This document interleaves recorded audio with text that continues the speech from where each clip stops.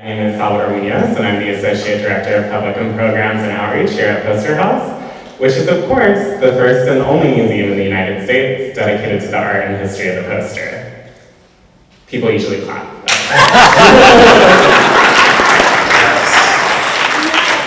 Thank you for indulging me. So tonight's program is an artist panel featuring a few of the artists who are on view in this exhibition.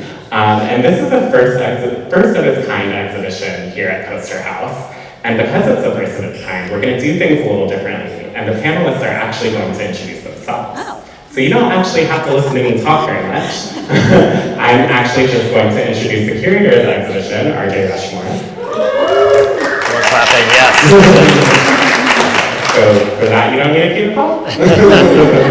And I'm going to leave you with the fact that Mass Vigilantes is on view through February 12th of 2023. So if you have not had a chance to see the amazing exhibition, definitely come back. And with that, I'm going to hand it over to RJ.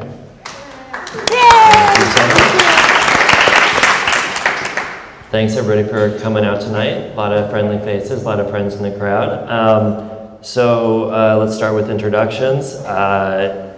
And not just sharing our backgrounds. I think Kelly, you had this suggestion, but also a sense from each of the artists here, Swoon, Caledonia Curry, Nicholas Fraser, and Galen Gibson-Cornell, how your artwork is an expression of your life and your interests and your experiences, and a little personal nugget perhaps that maybe we're not going to get from just looking at the wall or hearing your CV. I'll start. RJ Rushmore, curator of this show. Thanks everybody for coming, check it out.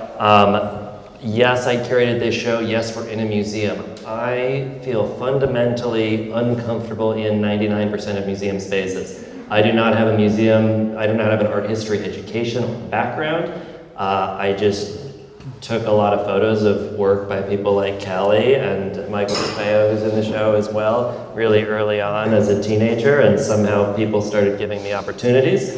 And I also done a lot of activism, putting on a high-vis vest and fucking with advertising in this city, and that's actually how I met Poster House, which is an interesting way to meet the organizers of the only poster museum in the United States. So, Callie, let's pass it off to you. Thanks. My name is Caledonia Curry. I'm originally from Florida, and today there's a hurricane over my family, and it's been a little stressful, but everybody's okay. So if I'm a little discombobulated, this could be why. But I came up from Florida, and I moved to New York City, and I got my mind blown, and the torn posters and the collage and just the language of the city streets just like pulled me in so deeply. And then I felt that sort of same sense that RJ feels of being like I was a kid from God knows where, and like how could I make something that wasn't just in rarefied spaces, but that was in where people live. Although I have to say, like, this particular museum and like the kind of vibe that you're bringing, I just feel like it's so, fun and welcoming. So just really appreciating that. And as for my work, we had a really nice conversation about kind of where we bring like the sort of like personal parts of ourselves into this work, and like not just an academic kind of conversation. And you mentioned about how like if you kind of look behind the work, you read it, there's sort of this like slightly more personal piece to it. And so right as I walked in, I just like spent a moment with it, and I just wanted to say how much I appreciated that there's these kind of layers within the layers of each of these works. And mine, too much to get into right now, but feel free to ask me about it later. Now I'm just rambling. Bye. Oh wait. Oh, we use that one. Sounds like it's working. Hi, my name is Nicholas Fraser.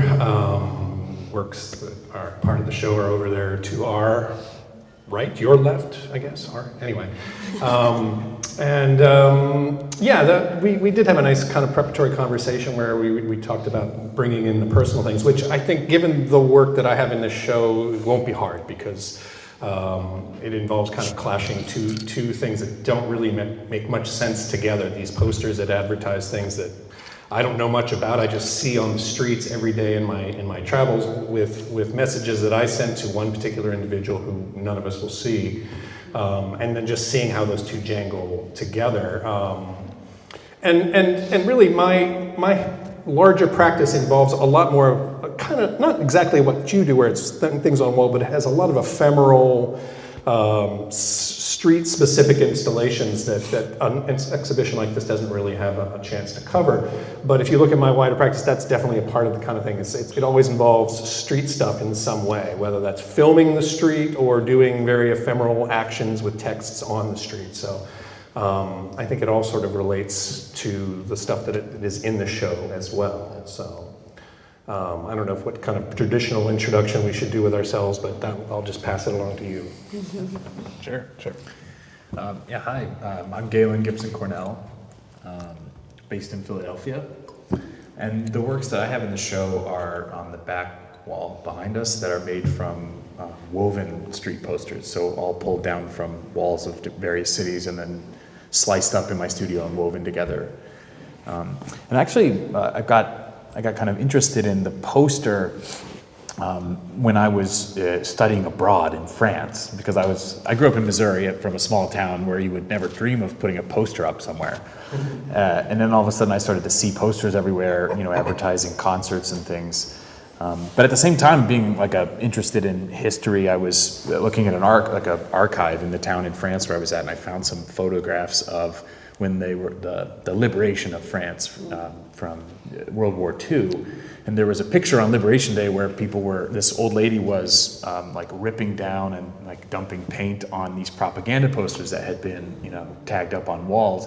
But I realized that the same wall still exists, and I walked by it on my way to school, right? So the idea that this wall had, however many years of history of posters tacked up on it in a certain place, and that made me really interested in the material. Also the lives lived and the index of everything that happened in a city, let's say, represented by this fragile paper. So I started to chop and slice it up. And so there's a lot there. It's some way of, in my case, it's like a way of processing my own experiences traveling or learning things or whatever. So. Nice. Yeah. Thanks, everybody. So expanding on that, Galen, unlike a lot of exhibitions you normally find in a museum, they might be time-based. These are artists from the 1980s, or these are artists from the East Village in New York in the 1980s, and they're geographic, or these are artists who are all friends, or something like that, or even stylistically, these are all the cubists, right? This show is based on artists working with a particular material, posters. What is it that's attracting you to city life and posters in particular? I mean, I think right now we're seated in front of a work by Michael Anderson, and there's a great quote from Michael up here that is probably true of most of the artists in the show. I make art about the world we live in, a document to show what it's like to be alive today. And that was Michael's take, and I'm sure we've all talked about something similar to that, the three of us independently, but I'm sure that's not the only thing that's attracting all of you to cities, to the elements of found materials in cities, be it posters or other storefronts or found trash and other. I shouldn't say, Callie, that you use trash in your art, but sometimes it's. Of course I do. So yeah, I'd love to hear more from each of you. Maybe let's try the other mic, I guess, on what that attraction is. Oops, sorry, me? Okay. Let's see if that mic keeps going. Hello. Okay. So I often say I grew up before the internet, right? So I had this very old school kind of aesthetic that I grew up on, and then when I got to a city for the first time, where I had such a limited exposure to things, and my sense of what aesthetics was essentially rooted in the Renaissance still, And then I got to the city, and I was like, oh, and I saw that the way that the city itself is the generator for so much of what is contemporary aesthetics. That the scale of it, the materiality, the speed at which you have to perceive everything, the forces that are trying to shout at each other, that these are the forces that are forming the aesthetic that is our contemporary aesthetic. And so I think I just had this sense of just wanting to like jump in the pool. I was just like, yeah, like let's get there. Like I didn't even, you know, now I feel like having had so much contact with the city directly, I can kind of come back in my studio and sort of play with some of those forces. But at the time I was just like, no, I just need to get in it if I'm gonna understand it at all. And so I think it was the sense of like, what is forming our current aesthetic and like, how can I just be in the most direct possible contact with it?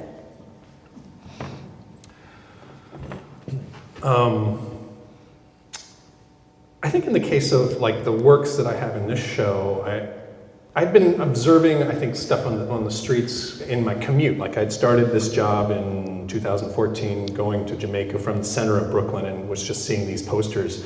And there's usually, if you travel in Brooklyn and Queens with any regularity, you know there's a couple street corners, usually there's fences or stuff with these things hanging, and you learn to expect them, and they just sort of fascinated me from a design standpoint, the way that they're so over the top in all the information they try to cram in something that people are going to be viewing. But I was just really interested in them as something maybe a little different than because I know what you're talking about with like that media generated, this is what the rest of the world sees, but I feel like those posters are sort of a way that people out in the outer boroughs are talking to each other in a way that you don't see as much in Manhattan. Like I don't really see those banners that I work on in Manhattan very often. I see them in the outer boroughs, and so I was really interested, and I'm generally interested in people's attempts to communicate something to other people, and the mess that we usually make of it, or the way that we make a bit of a hash of it, no matter how careful we are. And so those posters really appealed to me because I think they are emphatic in like, we have 20 artists in the show and every one of them is going to be depicted, even if we don't have great photographs, and we're going to tell you each of their names, even though it's designed for somebody who's driving by it and is going to see the poster for 3 seconds. Can you talk a bit about what those posters look like originally when you find them? Because they're hard to, now they're more blurred or they're distorted, but sure. We can get into that. But what's that? What the posters look like before they get sliced and diced by me. I mean, they're typically advertisements for a show, an event of some kind, whether it's a rap show, a Bollywood show, a soca event, a ride on a boat that has bands, or whatever. I mean, I look at them from an aesthetic standpoint, thinking, what can I make out of that, or am I interested in it with the text that's on it? But I'm also, for a while, I was kind of taking them without much. I was just fascinated by it, so I was collecting hundreds and hundreds of them. Not quite sure what I was going to do with them, but they tend to be completely filled. Every inch of it is filled with something, whether it's text of the people in the event, pictures of the people in the event. The design is sometimes, it's maximalist, and so they're just sort of fascinating to me in that quality. As somebody who teaches graphic design to students, they were sort of an interesting extreme of one way you could go. But I didn't collect them with any idea of what I was going to do with them, and so I just kind of held on to them for a while. And then came up with this idea of clashing something else on top of it that was completely unrelated and seeing how that worked. So. Yeah. Yeah, I think that my interest in posters was always, again, I mentioned I'm from a place where posters are not common. And so, and also big cities was not really, something that I was, ever in really until I became like a young adult or something. So the idea of a big, like bustling city with things happening and lots of visual stimuli everywhere was pretty interesting to me. And I'm a curious person, and when I end up places where there are interesting visual things, I end up thinking about those quite a bit. But anyway, the poster to me was always such a strange bird because, on one hand, if you're like in a city and, some of the first cities I was exploring were like Paris or Venice or something, like in Europe, let's say, or even Chicago. There's grandiose cities with very clear landmarks and beautiful buildings you're supposed to look at. But then like behind you on this weird like plywood wall, there's a bunch of posters screaming about like, buy our jeans or something. And that just seems so silly to me. But on the other hand, it's just such a powerful force, and it's such a creeping, in a way it's a garbage. It's it's a pollution in terms of visual sensation. It's taking up space in your brain when you ought to be thinking about the cathedral or whatever, I guess. I don't know. I mean, that has problems too. But so anyway, I just got really interested in thinking about this thing that's so loud and interesting. I also had I studied in art school printmaking, so I actually was like, pretty practiced in making these posters, let's say, or at least like a previous generation of those posters. So I was like, well, this is like, is this what printmaking is? These posters? Yeah, so let's pull them down.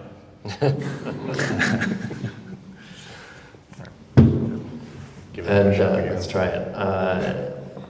And so some of you've all sort of touched on this, but what is it that I'd love to hear a little bit more about? Like, what either aesthetic elements or conceptual elements, or what's attracting you to a particular piece that you're selecting, right? Because I assume, Nicholas, you're not pulling every single poster you see off the street, and Galen, I know, you have to ship things back from Bulgaria. I'm sure there must be choices made.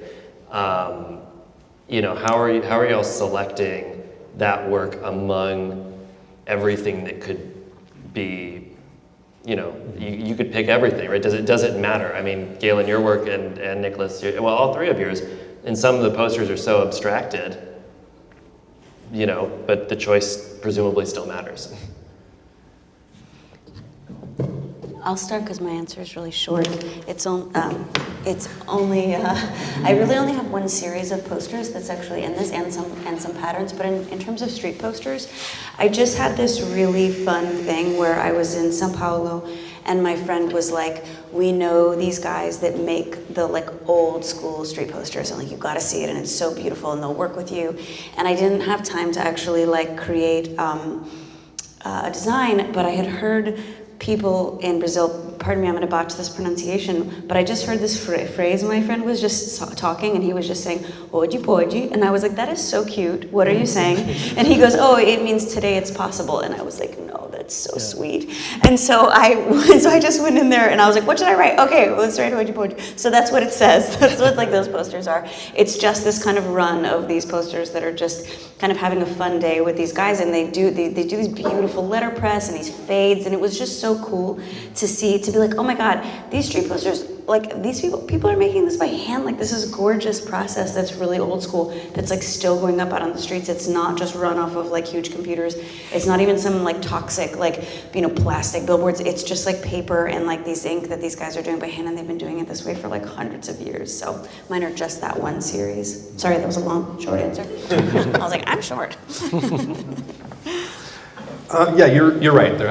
I don't pull all of them down. I think initially, in the excitement of first realizing that this was a viable thing to collect and do something with, I might have pulled a few down that I'll never use. For a while, I would look for words.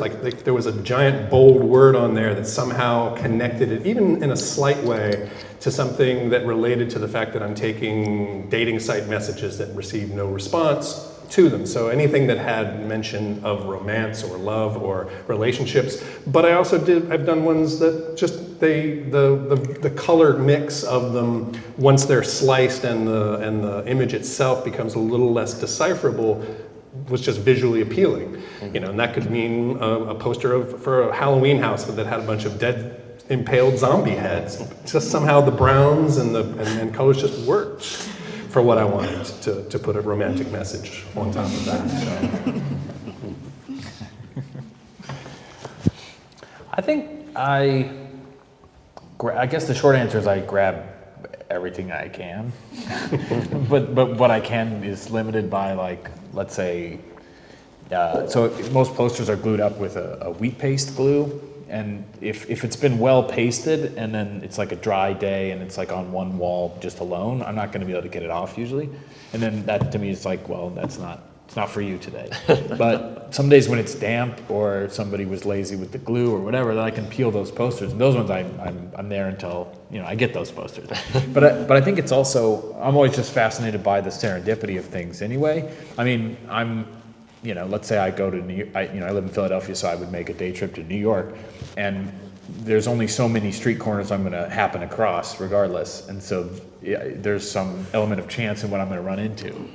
So in that sense, I'm already just Harry Styles, fantastic, that's my guy. Even though, I might not have listened to his music out, given the choice or something. I don't know. There's just most of the time there's some, there it is for me where I am today. Let's take it. So But then again, it's also, I take the ones that I'm interested in, and that's not something I can explain always. I just kind of like that color, and so I'll take these ones. Or a lot of times it's like, that's ironic, you know, or this just feels like, what a stupid ad. Why would it be here right now? Let's take it, you know. So, but yeah, I mean, mainly I just fill up a backpack or a trash bag or a saddle bag or whatever I have to collect them, and then get them home. And then, yeah, I've you know, packed many a suitcase full of like 2 pairs of clothes and then just the rest dirty posters, and like flown home with that. So, I mean, Been there. So, you know, you each touched also on this idea of, and I guess I mentioned it, that the posters are largely illegible, right? Like, I don't think you can read, you know, Hoji Poji in any of those pieces. And, you know, Galen, you have the screen piece here. It's half reasonably legible and half chaos. There are pieces in Arial today that I just saw that I hadn't noticed before. There's like a whole like child's head that I was like, oh, that's there, okay. And so why, I'd love to hear a bit more, like, why include a piece of content that you're gonna make illegible? Like, what, you know, what interests you about posters even once they are illegible? Or, Callie, in your case, other found materials, you know, why there are, I think, newspapers in a piece of yours that I have, and I'm like, I can't read them. I've seen pieces where it's like, I think, Chinese language newspapers that are so distorted that even if you could read them, it would probably be hard to read them. I think in my case, it's a little bit like that tendency to listen to music that you cannot understand the lyrics of. Like some days you're like, no English today, because if I was listening to a song in English, I would just be very distracted. But you still have the sense that I think it's like, yeah, it's not working. Anyway, I just have the sense that you want to have like that energy of the busyness of like things that go into our lives. And you know, you talked about like the visual pollution, and I do remember that sense of like coming to the city and being both really excited by it and also being like, you know, when I was first getting to the city, it was very like adbusters, no logo. There was this huge movement of people that were like, who's having the right to yell at me all day? And like, why is this unquestioned? And you know, there's all this kind of, as like the means of production just got easier and easier to print these things, there was also like a sort of a movement of people being like, says who? And so I think that it's also kind of natural to just kind of push and pull a little bit with like that whole kind of sphere. But yeah, I think for me it's just like wanting the vibe of the kind of elements that we live with without having to, because I don't want the visual pollution of that message, I just want like the crackle.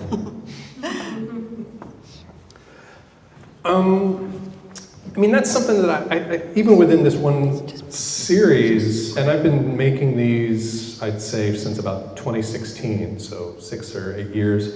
And initially, and these are, I think, some of the earlier ones, I wasn't trying to obliterate the image necessarily. I wanted that image and the content of that image to be a part of it. I liked the fact that it had zero to do with what was then placed upon it. I liked that sort of like weird interaction, but I knew I would lose that if I totally obliterated it. But I would also play with like, you know, how bold do I make the font? How much do I distort it? And I did a couple where like the image, maybe the image was so detailed that when you cut it up and the font I chose was bold enough that the image just completely disintegrated. And at first I thought, oh, well, that one's not very good. That one's kind of a failure. But the longer I've looked at some of those, it made me think maybe that's the direction to go. And like some of the newer ones that I've been doing now, I'm like leaving so little of the poster there that the image is all but obliterated, and then it is just this sort of impressionistic sense of the color that was there. You might be able to make out a face. So I think it's shifted for me over time,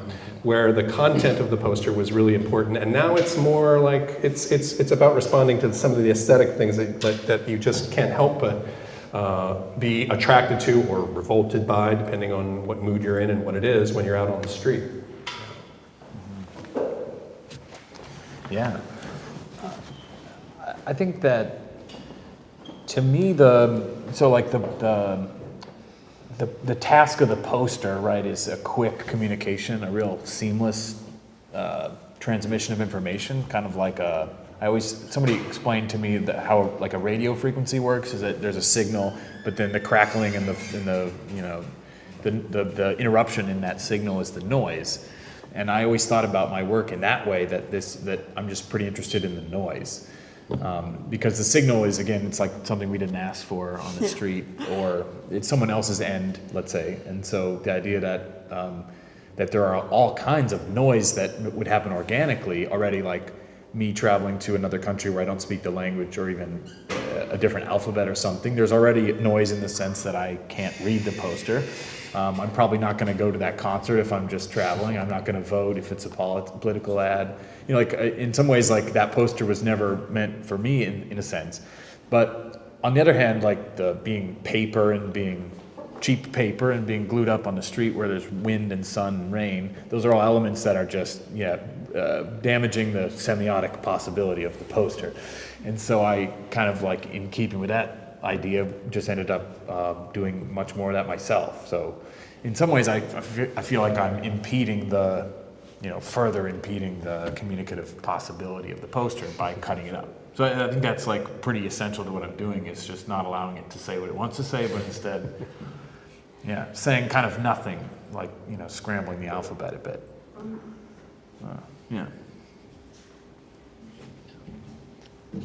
So we have a lot of noise and scrambling, and which begs the question, what is each of yours relationship more generally to out-of-home advertising and to design, right? Like Nicholas, you're teaching graphic design and slicing it up. That's funny. At first, as you were talking, it made me feel like, how there's that thing that happens where the birds in a city will start to sing the car alarm sound. Oh, yeah. That's all I really have to say about that. Wait, what was the question? Your relationship to design and out-of-home advertising, and more broadly. I mean, like I said, I'm just attracted to the ways in which people try to communicate with each other, and especially within a text basis. Like I sometime in grad school, I sort of became this text-based artist accidentally. Can't quite tell you what project it happened on, but it doesn't seem to be stopping. And I think, it's something that we all sort of relate to. So I'm interested in how people speak when they're trying to write something, and how good it is or bad it is. And advertising really gives you a lot of opportunities to examine that.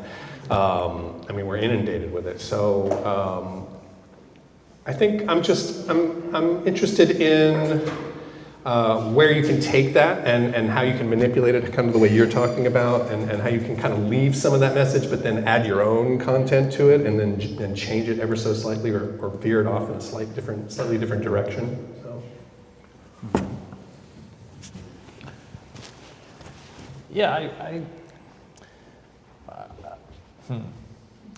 I think that I guess, how about this? I'm the kind of person that when I hear a song, I can sing the words, I can sing the melody and probably also the words, but I wouldn't be able to tell you what the song's about because I'm more interested in the design of it, let's say. So I have no problem looking at ads all day, but not really like having the message settle in, because I'm just interested in like what it looks like or what I could make it look like. Yeah.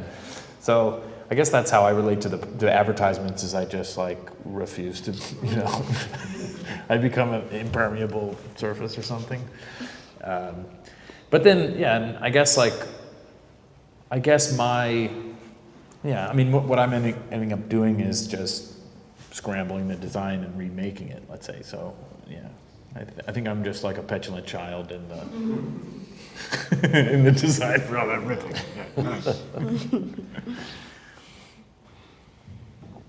That's great. We love petulant children. I think this show has a lot of them. Galen, you've talked about your work as kind of a combination between these situationist, French avant-garde, radical ideas of the détournement, and which is basically remixing. We want to just be easy about it, right, and not get into essays. And the dérivé, which is basically a random walk through a city and almost documenting that once you get back to the studio. but each of you have this really intimate relationship with the city. So how do you feel like wandering has played a role in that, in your development of your practice? Yeah, I think there's like an element of wandering a lot throughout this show. You want to start, Galen? Yeah. Oh, yeah, I can start. Yeah, I actually got really interested in those situationists because I just like, it was one of the first times that a critical art theory just made so much sense to me internally, because yeah, I think that, I mean, on one hand, like I do just sort of like, if you just drop me in a city, I'll just wander. And I got pretty good at like, you know, which like left or right? Ooh, right. You know, like I can make a quick decision about which side of the street looks more interesting or weirder. And so I just kind of like to wander. That was my, I don't know, that seemed even more interesting to me than doing something with friends. It's just like wandering around. And then I just ended up finding way more interesting things when I'm wandering. And also that kind of wander is like a loose, let's say your brain's not forcibly engaged in anything, and so you can wander a bit mentally while you're wandering physically. And something about that just is more creative to me. So wandering around just ended up being the place where more of my ideas came. And also where I could find the posters. That's a pretty direct relationship. And then also that idea of the détournement, that the world has enough products already, and so one ought to just scramble and twist and turn around the things that already exist.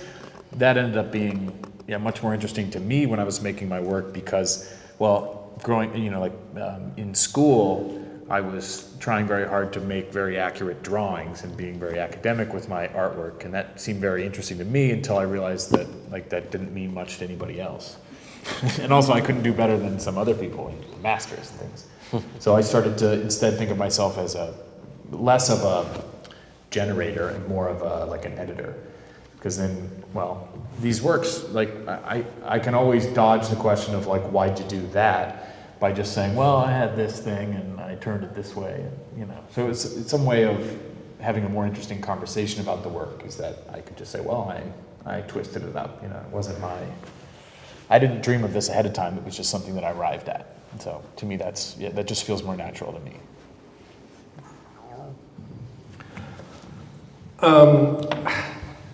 I don't want to talk too much about a project that isn't present, but there's a project that I like to tie it to, because it's been something I've been doing even longer than these banner pieces, which is this video project where I film storefronts. And I don't think it was until I started doing that project in 2010 that I really started exploring every nook and cranny of the city. And the basic premise of it was I'm looking for signage, looking for words that I don't have in my lexicon of videos, which at this point is something like 4,400 videos. And a few years into it, I started realizing I was also sort of documenting the city in this way that I hadn't seen anybody else do, with these 3-minute clips of storefronts. And that in those travels, what you start to notice, and this is true of also, the posters, the places that those posters pop up again and again, it's constantly changing. The posters wear out, the wind rips them down, the Department of Sanitation shows up and takes them down because they're not technically legally there. So the ever-changing, shifting face of the city, whether that's a new storefront that replaced that place that closed down and then another one takes its place in a year, or the banners that show up for events or linger for an event that's been done for weeks and weeks. I'm always sort of fascinated by the never-ending energy that seems to come out of the city in that way, and how it keeps changing the face. And sometimes it's not pretty, and sometimes it's too loud and we don't need it, but it's still part of, I think, the landscape that I sort of am fascinated by.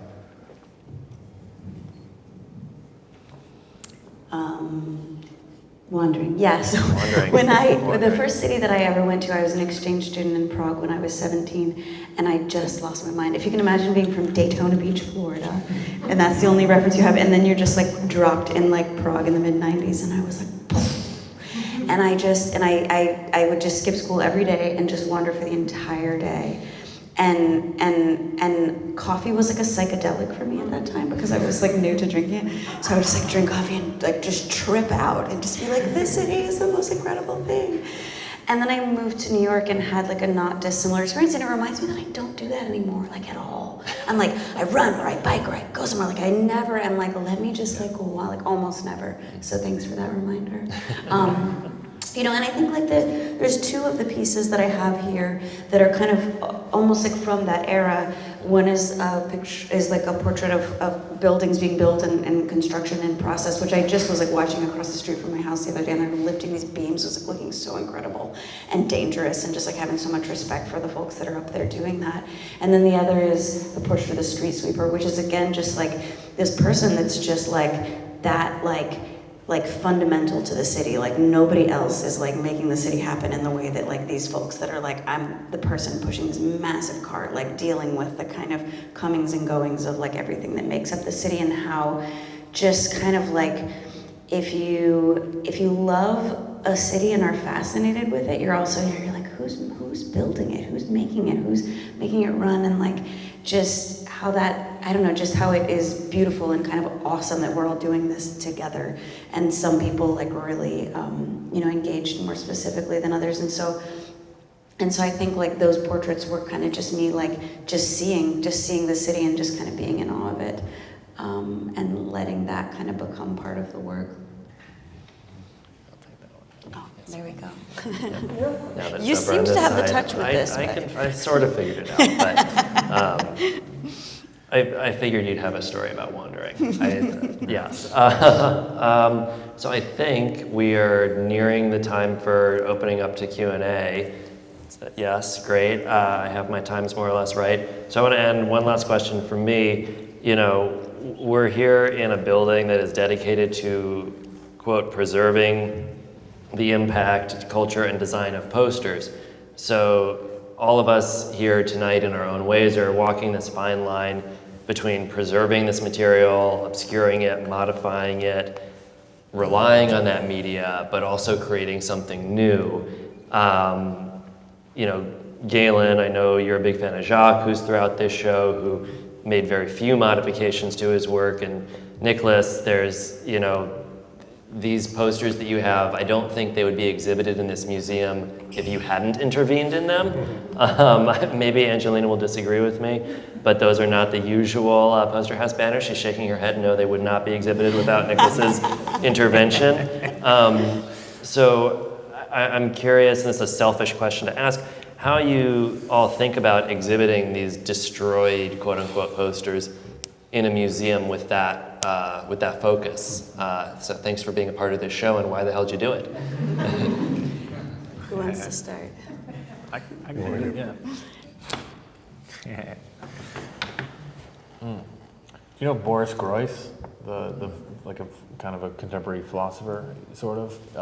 But I heard him talk one time, and he was just talking about how the art museum is a garbage can, like in a respectful way, but you know, like the moment that something outlives its usefulness, then it becomes, you know, like what's left is aesthetics. So maybe that relates to it, you know. But I also, yeah, I don't know. I think that if you think about it in terms of like preserving the dignity of something, then perhaps I'm not doing that because I'm chopping it and slicing it. But I would argue that the posters I'm working with don't have that dignity to begin with, in a certain way. So, in a sense, what I'm adding to it is time, and you know, in that way, that I've given value in a sense instead of, dissecting. But that's part of the question, you know. So, I sort of like questions better than statements, anyway. So. Wasn't that what Hennessy Youngman said? How to make an art? We have to ask questions. Artists have to ask questions. If you provide an answer, you could be wrong. Exactly. But if you just ask questions, you cannot be wrong. You have to make it. Must be great art. Yeah, perfect. Yeah, you got to be slippery. I think I broached this topic with somebody when we were installing about these posters, because I know I'll never be able to use every one of the ones that I've collected in this project, and I was like, would you guys ever be interested in something like this? And I'm like, I think the worry was their lack of archival quality, that they off-gas and things like that. And I thought, okay, well, we just got to give it more time, because I'm pretty sure a lot of these posters that were originally probably considered, worthy of being here at the time probably weren't. Like, we need to give it 40 or 50 years, and maybe a selective eye of what the better posters are, whatever that better gets determined to be. I'm not throwing them away yet, so they might be coming to me soon. But that's, I sort of, in terms of the destruction part of it, that's something, like I said, I think I won't say I respect the posters in the way that I display them, because obviously I've sliced and diced them, but leaving some of that imagery has always sort of been like a really integral part of it, and so to completely destroy it seems like you're sort of killing the beauty of those things if you completely remove every bit of the imagery. So, but I have lots and lots of uncut up posters that I'm happy to share if we ever get to that point. So. Save them for 40 years. Yeah. Yeah, I became interested in the question of if like something starts out, like if like you were saying, in 40 years, or if the aesthetic starts to gel, like the aesthetic that sort of rises up out of like the needs of advertising.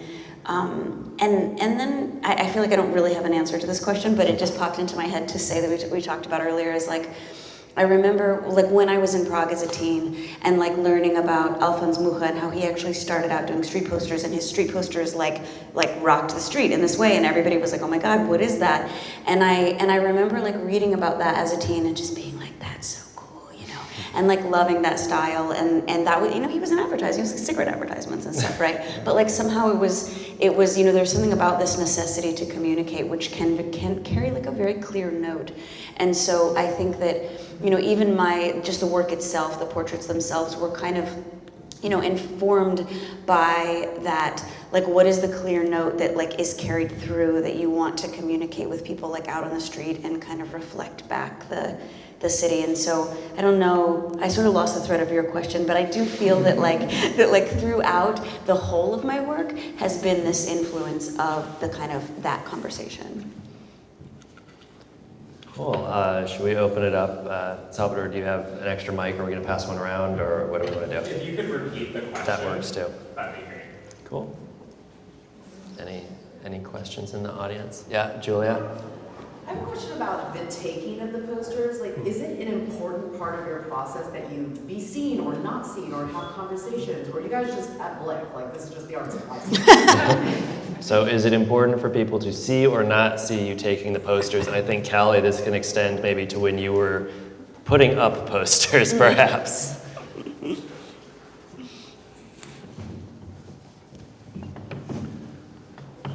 Well, since most of the ones that I've taken are for events, there's a time-sensitive quality to them. And sometimes, like I think when I first started, I would sort of try to respect the fact that these are people trying to make a living out of these events and wait until the event was done to take it down. But like I said, the Department of Sanitation also will just come along, and the poster that I'll see in the morning on the way to work will be gone by the evening, and the event is still in the future. So I just sort of decided at a certain point that if me taking one poster really impacts it, then they probably have other problems. And I guess I've always tried to kind of do it quickly, because I am sort of stealing the poster, even though it's been put in a public space that it's not technically legal. So I try to be quick, and for that reason, you talk about getting a bag full of posters, and when I get back is when I really look at them. I'm like deciding very quickly, which ones am I interested in out of the dozen that might be on a fence, and then snipping them down, rolling them up, putting them in the back of the truck, and getting out of there. I have had people stop me in the process. I think that there was two guys, there's like, that's an ad for some event that we are doing. I'm like, oh, well, let's put it back up. I took out some zip ties and we re-hung it. But that's the only time anybody who was involved with the poster ever got really involved with me, so. You're like, sorry, I didn't know. I mean, you could have been Department of Sanitation or police. Like, that was a risk on their part, too. Sure, Yeah. Yeah, I mean, I feel a lot of this, a lot of the same things about, there's always a really interesting discussion about, do you owe something to the people that put it up or something? I generally think not. It's not, I mean, it's not like, Jay-Z didn't come by and put this poster up like on the subway. There's like people in between. Anyway, but I don't really, I also just try not to be seen doing it because, I also am very interested in the gray area of who owns the poster or who has the right to pull it down, which I believe I do.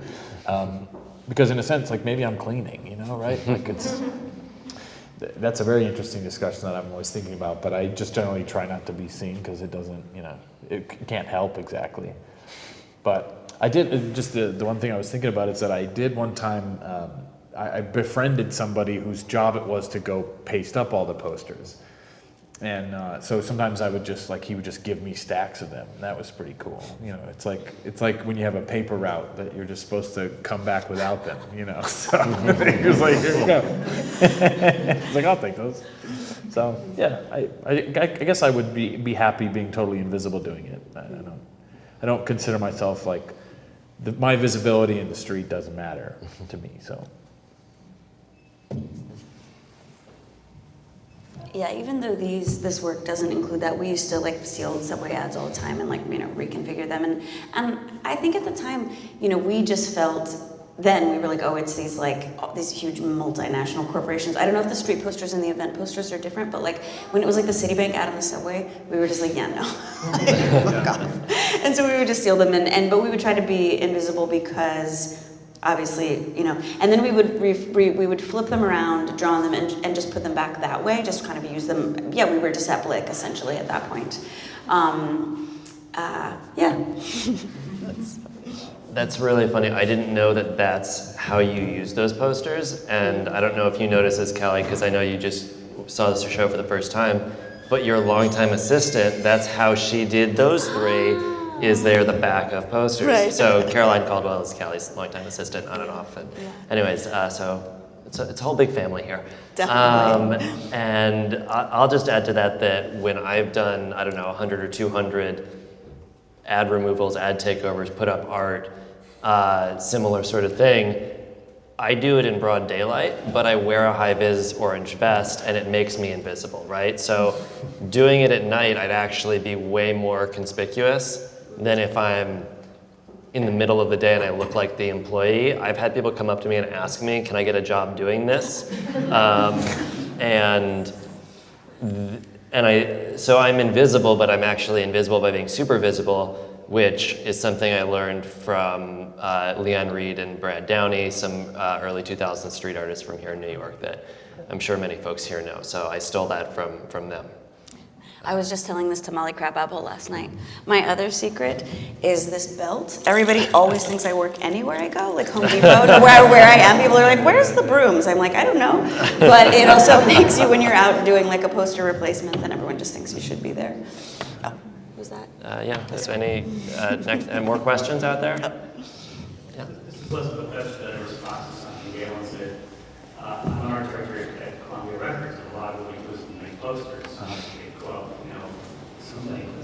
Yeah. And so there's snipes all over the city, and one of our artists is Harry Styles, so we're going to.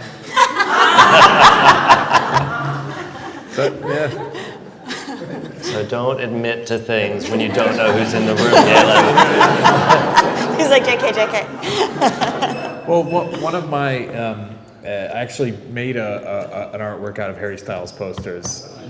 But I found them in Buenos Aires, though. And they say, El Nuevo Album, Harry Styles. Do people ever reach out, I think probably in this case particularly to you, Galen, like a Harry Styles? Has anybody ever reached out like that? I know Michael DeFeo, whose work is over here, has had J. Crew reach out and repost his work on Instagram after he's intervened without J. Crew's permission.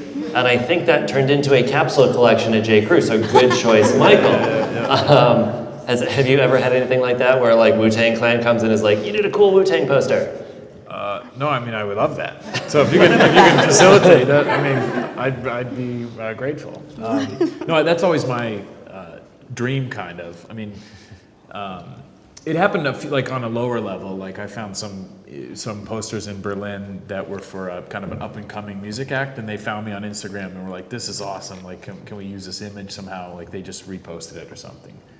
But yeah, I would like for the subject of my posters to be involved somehow. I think that would be really cool. Any other questions out there? Angelina? Oh, are these from our amazing docent who gives the best tours here, better than my tours? They're very good. I have questions from a tour guide here who emailed them to me. This is partially for Swoon and partially for Galen, but I believe, Nick, you've done all our installation in Russia, so perhaps for all of you. When you're looking at posters from around the world, and you're bringing back to work with them, what do you find cities around the world have in common in posters, and does it influence your art? Do you find more commonality than difference, or are you accentuating differences? Yeah, do you find more commonality or difference in these posters around the world when you're combining them? Do you have I've got, well, I can jump first. Yeah, I think about that a lot, actually, also because I start thinking a lot about the differences in the paper itself, like on the level that you only get to when you're ripping them down. Like Berlin, for instance, most of the posters there have like a blue backing layer, like a ply that's blue colored and a little more like glue receptive. And here in New York, they often don't. It's generally white, but it's also like, if the front's vinyl color, whatever, like kind of sheen-y, the back is also. So there's like, some of that's a little bit different. The rain affects the ones in Berlin a bit more, for instance. I noticed one time when I went to Stockholm briefly, and I realized there that, at least at that time, no one was gluing anything. It was all Scotch tape or like packing taped up. Maybe they're cleaner or something, I don't know. But it made for some weird things, because let's say if it rains, the poster gets wet and it drips down, it sags out of that tape rectangle and drops to the ground.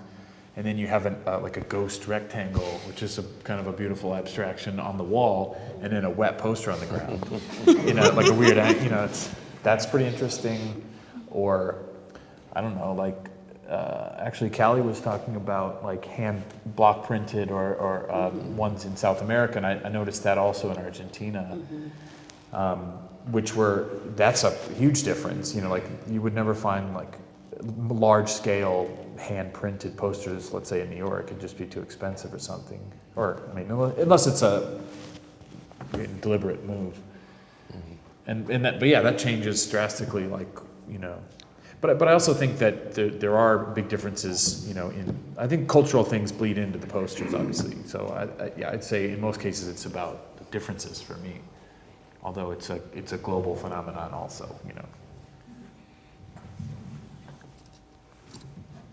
I also kind of appreciate, I don't know if we still have this law anymore. You know how there was like Colossal had so much work doing those huge murals because there was sort of a law against like hanging billboards. Does anyone know about this?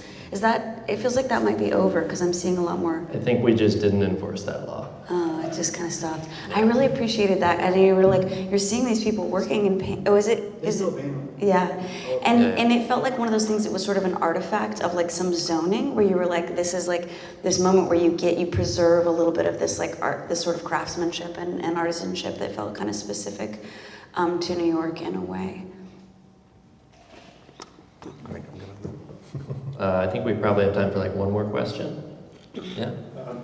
Is the phone delivery part of this exhibit, or is it just a resident here? The phone booth there? Yeah. Yeah, what is the phone booth? Great question. So the phone booth is on loan to us from Jordan Seiler, who is one of the artists in the show. His work is not in the booth, so he's lent it to us as sort of an installation piece, but not now, but it has functioned and hopefully will function again as its own sort of Easter egg. So if you come back to the show, if the light is on in the booth, pick up the phone and see what happens. Question, is it an additional, or is it is it pulled from somewhere, or is it an additional? Sorry, is it what? Is it pulled from somewhere? It's that booth was on the streets of New York, was removed with all the other payphones, and Jordan not all, I realize not all, there are a few left, but with most of the other payphones, and Jordan's kept it as a in his collection, basically. Is it one of his 5? Or is Sorry. One of the 5 of the project.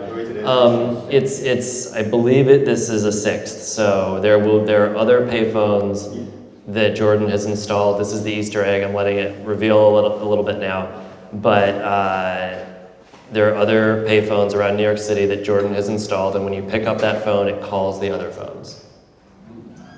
So yeah. And people will answer sometimes, because we did. That sounds, yeah. Angelina, or do we have? You got one. So I have a question, if that's okay. That's what you get. How embarrassing for me. So this panel has been fantastic. On my end, it was challenging to put together because over half of the artists participating in this exhibition are anonymous. Can you all talk about a little bit about like your relationship with anonymity, why you chose to not be anonymous, like in the context of your practice?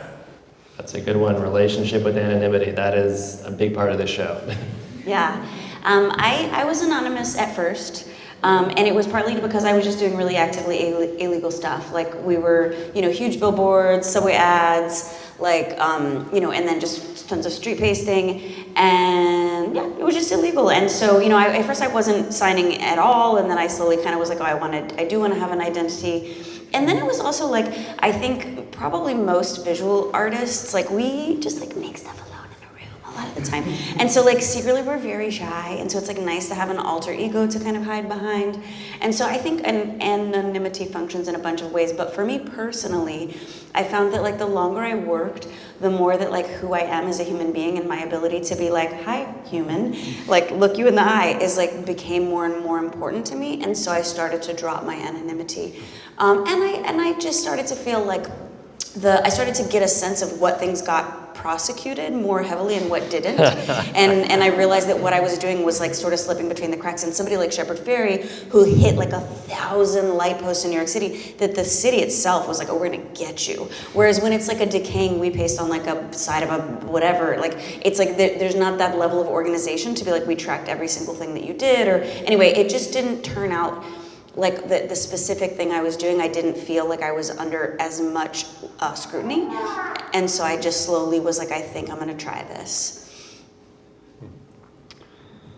I guess I don't think too much about that issue too much. I mean, I've done street-based projects that aren't poster-related where there was no signage or way for a random passerby or an authority to know who had done it. But most of the time, the actions I took, they weren't something we pasted or a permanent action. It was the ephemerality of it, chalk texts on the ground, were meant to be very short-lived. So I didn't have to be anonymous, and I was right there on the street doing it, and it was kind of hard to hide. You had a big wagon, you had all these buckets of chalk and all these templates. And so in terms of doing these posters, they were always kind of a studio-based project, so that didn't really come into play. The only time it really comes into play is when you're taking them. That's the only time you really kind of want to be anonymous, just because you don't want to make people mad. So. Yeah, that's a good point. Yeah. Yeah. I'm not putting my name up when I'm like pulling them down. Yeah. Not having your name on your shirt, your website. Yeah.